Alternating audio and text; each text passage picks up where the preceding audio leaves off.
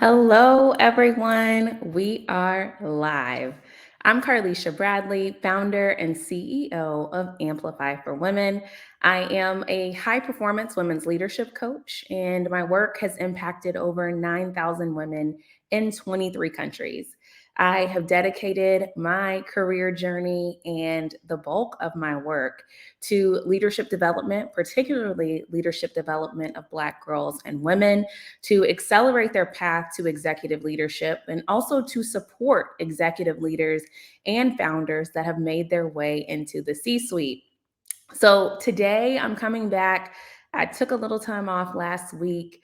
I shared an IG Live this morning that talked a little bit about what was happening last week. And I'm just happy to be back in this space. Happy to be connecting with many of you. It's been great to start this series that I started a couple weeks ago. And, we started these conversations with how to really succeed as a Black woman in the C suite. Then we jumped into a conversation about how leadership is lonely. How do you influence through layers of management, especially for those of you who have just made your way into the C suite, or you're a founder and you're leading at a higher level for the first time? So, gave some really practical tips. And one of the videos that got the best reviews, it was on our discussion about the game changer, how saying no completely changed the game for me at work. And I supported leaders through these practical tools, things that you could literally walk away from that video and begin to do to reclaim your time, to align to your values, to really become more rooted in your work and learn how to use the power of no. No, it's a complete sentence. So today we're back and we are talking about authenticity. And I have told you all that today this is an intimate conversation. I'm glad you're here. And I first want you to start by sharing, liking, tagging, inviting someone else to join in on this conversation. If you're watching the replay, this is one that you want to share with other Black women leaders and founders to support them in their plight and journey. Because here's the thing, the reason why I founded Amplify for Women, the reason why I have the nonprofit organization, Women Empowering Nations, it's because on my journey to executive leadership, which for me, it started at a young age. I was promoted in my career, took some major leaps at a very young age. And leadership coaching and training and development, it was essential for my trajectory. It's essential for all of us to continue to learn and to grow. But in that journey, what I found was that a lot of the training and development experiences, they did not speak to my lived experience as a Black woman, my intersectionality, the things that I would face in the workplace. A lot of times, the things that we code as imposter syndrome, there's more to unpack there about what we're experiencing, and to be in a safe space of community to lift up and to highlight what's happening. I did not have that. And so, what I could not find, I created in this space with Amplify for Women. And I'm excited that you all are watching today and going on that journey with me. So don't forget to like, to share, to comment, and let's just hop in. So today we're talking about ditching this mask. We're talking about authenticity and vulnerability for Black women in executive leadership. And every time I get ready to talk and to share, I do place this out there that I share from a space of my own lived experience as a Black woman in leadership. And I also share from the lens as an executive coach who has worked with dozens of Black women executive leaders and taking their stories, their lived experiences, and thinking about ways and strategies that I've used with clients to support them on this journey, and being vulnerable enough to share my own experiences to support you. So, I mentioned to you already, I started on the executive leadership journey at a young age, and the leader I was when I started is definitely not the leader that I am today. And I think that there's a space where we have to find room to not just get up here on LinkedIn and share the glory. And the glory being, I just got this promotion. I just got this award. These are all of the wins that I'm experiencing because the truth of the matter is that with the majority of those wins that we see, there were probably 10 times as many failures. They bumped their head more than they could have imagined, but we don't always hear about that. And so one thing that I've committed myself to in this chapter of my life and my leadership and in my work with Amplify for Women is blazing trails, not just in celebrating the accomplishments and the successes, but in vulnerability and being able to share the story to help other women on their journey. So when I started leading, to be frank, I was leading from what I thought this was supposed to look like, right? We think that leadership is this blueprint, that it is something that we're supposed to follow based on the books and the articles or who we've seen lead. But to be honest with you, I was leading with a mask on every single day. You know, the weight of when you feel like you need to show up somewhere as someone else. And fun fact, I'm an introvert. So I was an introverted executive leader. And we know that oftentimes when we talk about executive leadership, executive leaders are outgoing and charismatic. And while I'm an outgoing introvert, I do get my energy from alone time. So there were a lot of pieces of leading at those levels where it was just like, okay, come on, put the smile on, put the face on, let's go, let's do it. But there were also other components of what I felt it meant to be strong and to have it all together and to work 10 times as hard, to stay late, to not say no, to be a perfectionist about my work and to want to always simply receive the praise, in these settings and in public. But as I grew on this journey, especially in unpacking authenticity, I think that I found that a lot of us go about this space of wanting to build connection and community. And you may have tried these things because I tried them before I got down to the heart of the matter. You might choose to, open up your meetings with the icebreaker, the warm welcome. And those are great strategies. The small talk, trying to get to know people in a more intimate way. I felt like, okay, those are the things that I'm supposed to do.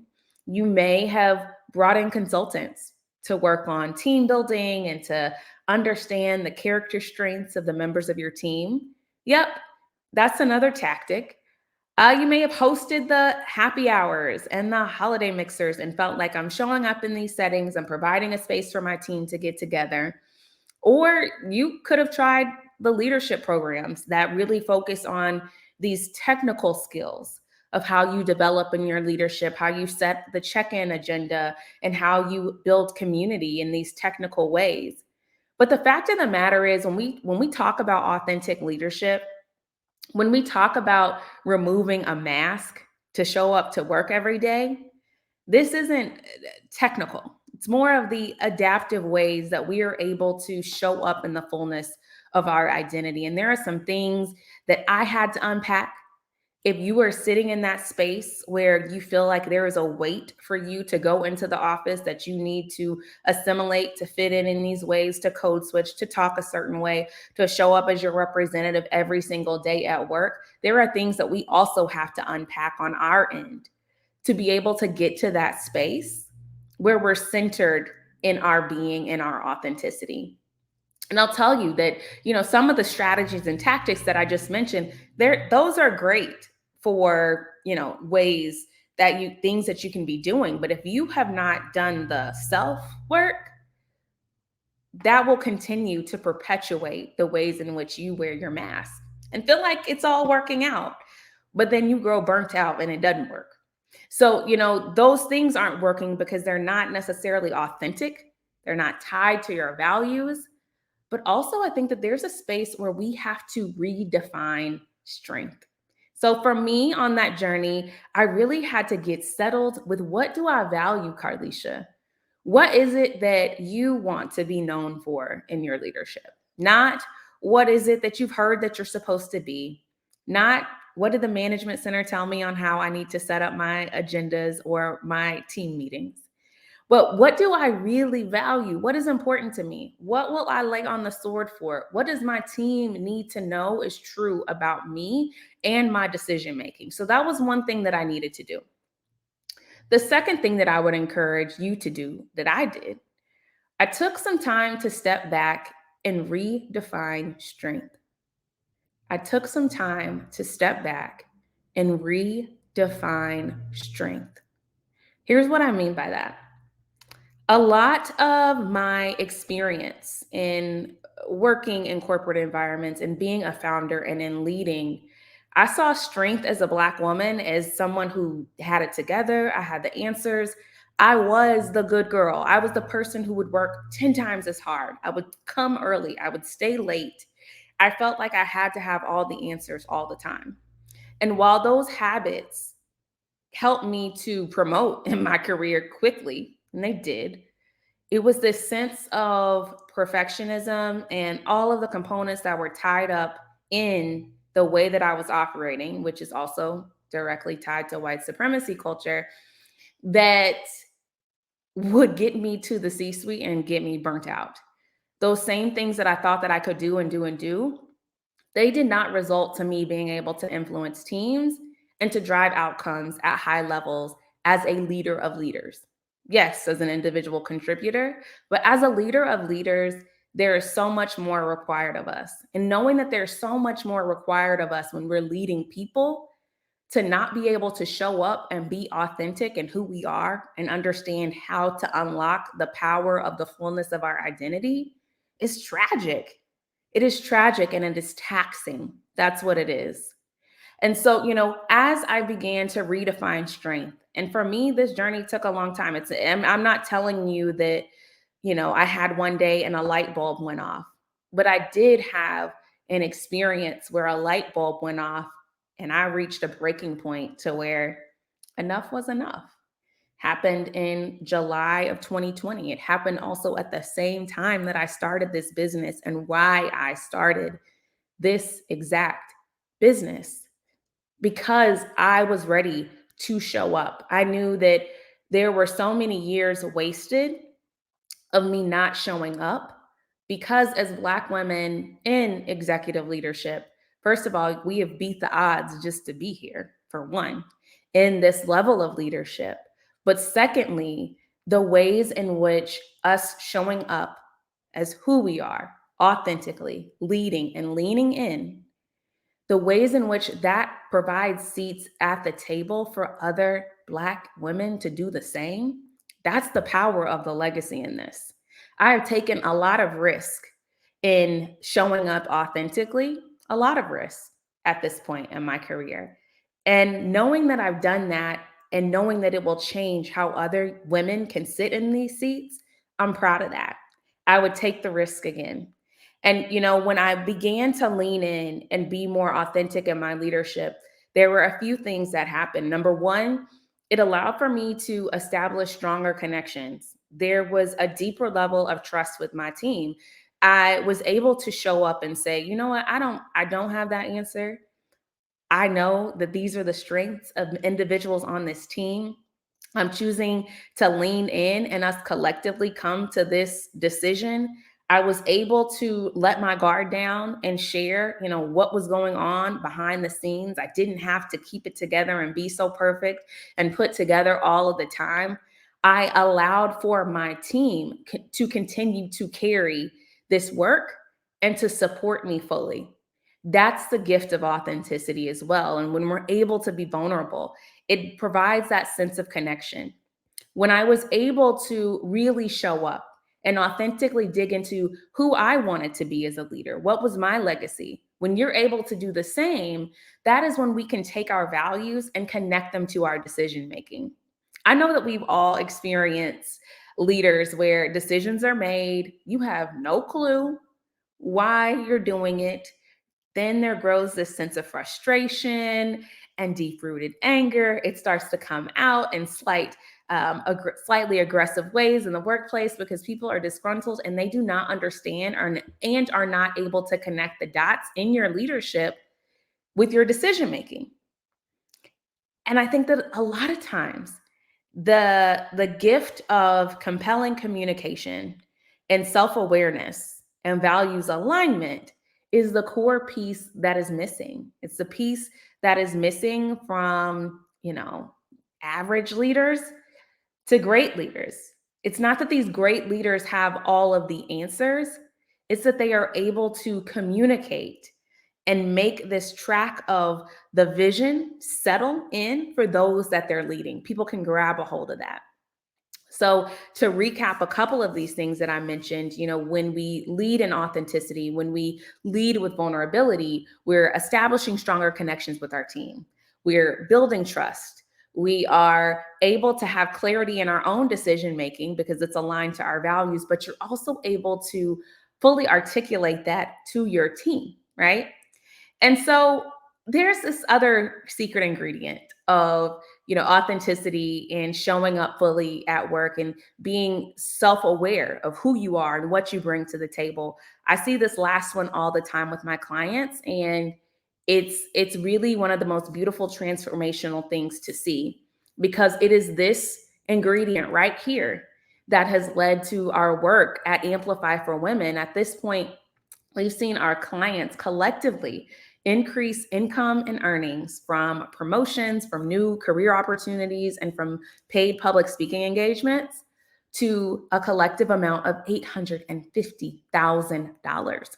When we think about the wealth gap, especially for Black women, this is huge. This work is so important. And it's this ingredient of being able to show up in vulnerability, to be self aware, which leads to this last component, which is when I showed up as a Black woman, I removed the mask, I showed up fully as who I was, my expectation also increased. My expectation increased because I was fully aware of what I was bringing to the table, of my expertise, of why my voice mattered, and being willing to lean in with my values aligned to my why and communicate that. When we as Black women are really able to become grounded in who we are, why we have the seats that we have, the results that we are driving, and to show up as ourselves, you can't help but to win. You cannot help but to win. And to see this light bulb go off with our clients, especially in programs like our Elevate cohort, where we support Black women through a 10-week journey on discovering and being able to lead with authenticity, to be surrounded by others in community, and to maximize not only their career acceleration, but also income without compromising their authenticity, without compromising their values, to grow as thought leaders and paid public speakers. I see the transformation in this space. And there are so many women who are hungry for community. You're hungry to sit there with like minded women who are on this same space in their journey, that want to grow and connect and to support you to lead. And so I am excited that Amplify for Women is bringing back the Elevate cohort. We're bringing it back, y'all. And it is launching in early 2024. Applications are out right now, and you can apply. We can have a call and talk more to make sure that this program is a fit for you on your journey. It is for Black women founders and executive leaders. So we are just excited to launch this back up in 2024. And if you want more information, feel free to comment, Elevate, and I will send you a DM with the link to apply. But today, this conversation has just been really great. It's, as I prepared for the conversation, it brought back so many memories and just a space of deep reflection for why this work is so important. It's so important, y'all. And as you go through your days, as you carry yourself in the workplace, as you're leading organizations and teams, you owe it to yourself. You owe it to yourself to have the gift of being able to show up fully in spaces, to be aligned in your values, to be pushing towards your dreams and goals, but also for people to be able to be transformed by the secret sauce that is you. One of my clients, Nicole Lynn, she's an NFL agent and the president of football at Clutch Sports. One thing that she always says is, you are the secret sauce. And it's true. You are. And so many of us sit there in the workplace and we hide the most amazing aspects of ourselves, of our voice, and of our leadership that is needed to change the trajectory of generations to come. So I hope you all have enjoyed our chat today. I am coming back tomorrow, and you'll be seeing some information about tomorrow's session and what we're chatting about. But I can't wait to see you all there. I'll be talking tomorrow about the biggest myth and the most promising advice for a guaranteed increase in leadership and income. So can't wait to share what that is. I'll see you tomorrow, same time, same place.